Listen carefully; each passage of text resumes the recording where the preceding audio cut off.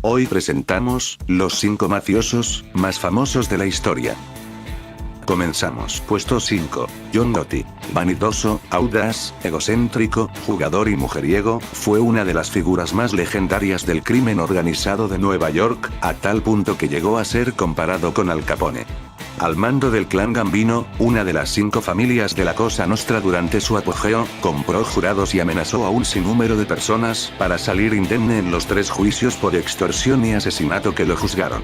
El ocaso de su carrera obedeció a la alianza que Salvatore Gravan, alias Sammy the Bull, segundo en el comando de la familia Gambino, realizó con la justicia estadounidense para declarar en contra. Tras un espectacular proceso judicial por el asesinato de su predecesor en la familia, Paul Castellano, John Gotti fue condenado a cadena perpetua en 1992. Puesto 4. Carlo Gambino. Nacido en Sicilia, debió escapar hacia los Estados Unidos cuando todavía era muy joven, tras la brutal represión desatada por el dictador, Benito Mussolini, contra las familias mafiosas en Italia. En 1957, después de ordenar el asesinato del capo Albert Anastasia, accedió a la jefatura de la mafia neoyorquina y fue elegido jefe de la familia que adoptaría su nombre desde entonces. De bajo perfil, supo oponerse acérrimamente al negocio del narcotráfico y a lo largo de su vida solo permaneció 22 meses en prisión. Murió a los 74 años por un ataque al miocardio. Puesto 3. Frank Costello. Fue un mafioso italoamericano que llegó hasta los puestos más altos del crimen organizado, y que controló un vasto imperio del juego a lo largo y ancho de los Estados Unidos, gracias a una influencia política sin precedentes en la Cosa Nostra. Conocido como el primer ministro de Lampa, lideró a la organización criminal Familia Luciano, más conocida como Familia Genovese. De gran fortaleza e inteligencia excepcional, Frank controló el juego, la extorsión, el robo y los narcóticos en Manhattan y el Bronx.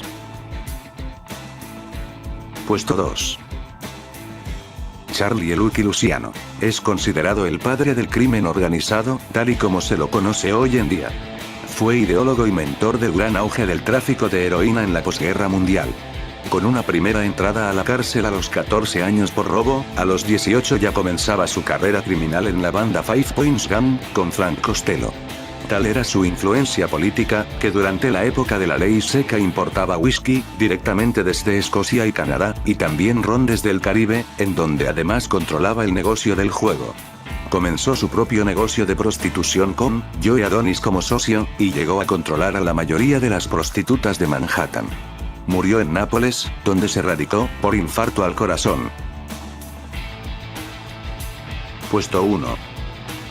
Al Capone. El capo di tutti capi, arribó a la ciudad de Nueva York cuando aún era niño.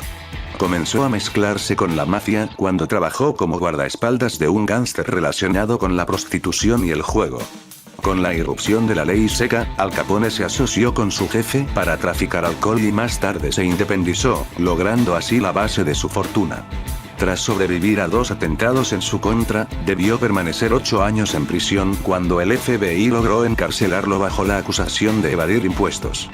Desde la prisión de Alcatraz supo dirigir los negocios del alcohol hasta que con el avance de su edad comenzaron a surgir los síntomas de demencia propios de la sífilis, enfermedad que habría contraído con una prostituta durante su juventud.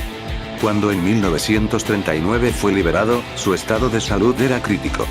Pasó sus últimos días recluido en una propiedad de Miami Beach, hasta que fue encontrado muerto por neumonía en la bañera de su casa. Eso es todo, no olviden compartir y suscribirse para seguir viendo más contenido. Hasta luego.